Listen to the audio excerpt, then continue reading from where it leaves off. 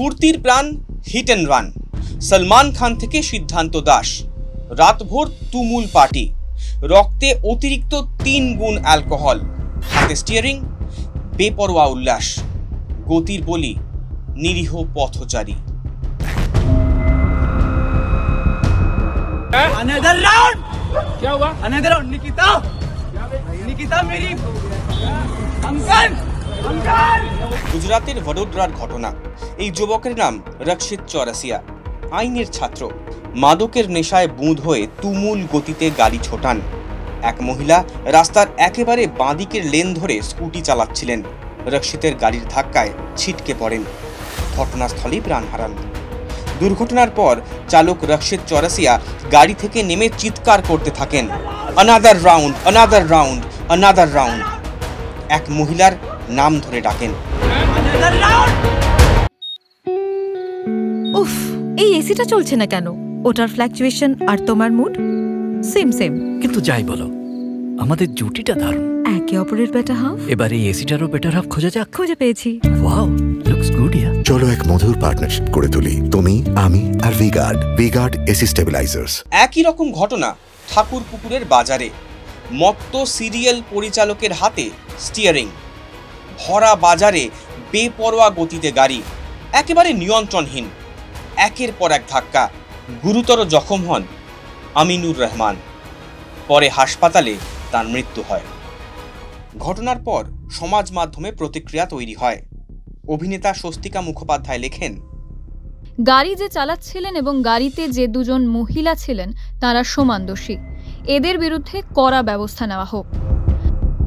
পাড়ার মধ্যে হেলমেট ছাড়া স্কুটিতে ওষুধ কিনতে গিয়েছিলাম, পুলিশ আটকে দিয়েছিল, 1000 একটা কৈফিয়ত চাইল। ভেরিকোজ ভেনের জটিলতা, আজই আপনার অ্যাপয়েন্টমেন্ট বুক করুন ভারতের 1 নম্বর ভেরিকোজ ভেন হাসপাতালে। অর্থাৎ কোনো ক্ষেত্রে পুলিশ অতি সক্রিয়, আবার কোথাও পুলিশ চোখ বুজে। ঠাকুরপুকুরের ঘটনায় একমাত্র গ্রেপ্তার হয়েছেন গাড়ির চালক সিদ্ধান্ত দাস।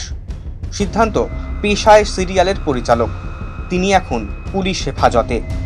কিন্তু বাকিরা, আইনের চোখে তারা কি কোনো অপরাধ করেননি?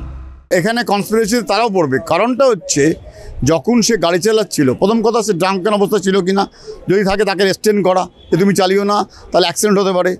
সেকেন্ডলি হচ্ছে যে ওইভাবে অত স্পিডে গাড়ি চালিও না, তাকে রেস্টেন করা, যে ওই অত স্পিডে গাড়ি চালালেও অ্যাক্সিডেন্ট হতে পারে। সেক্ষেত্রে তাদেরও ওখানে লাইবিলিটি পড়তে যাচ্ছে। যেহেতু তারাও গাড়িতে ছিল, তারা কিন্তু ওকে রেস্টেন করতে পারতো।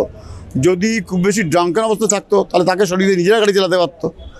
সেক্ষেত্রে তাদেরও লাইবিলিটি চলে আসছে ওর মধ্যে, তাদেরও একই শাস্তি হবে।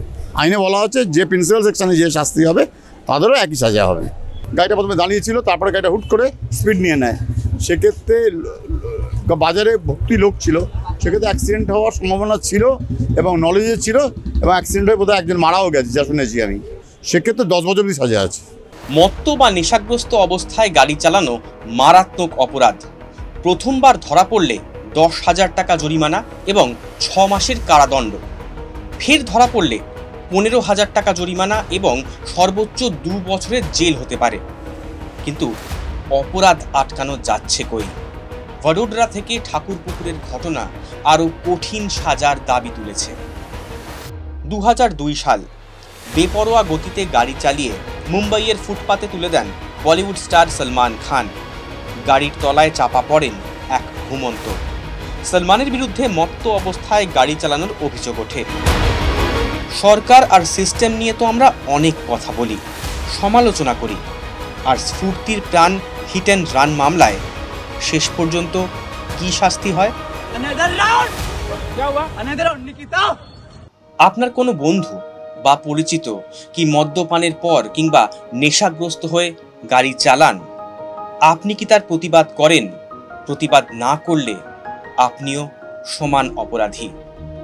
মদ্যপান আপনার স্বাস্থ্যের পক্ষে ক্ষতিকর, আর মত্ত অবস্থায় গাড়ি চালানো আপনার পরিবারের এবং পথচারীদের জন্য মারাত্মক বিপদের।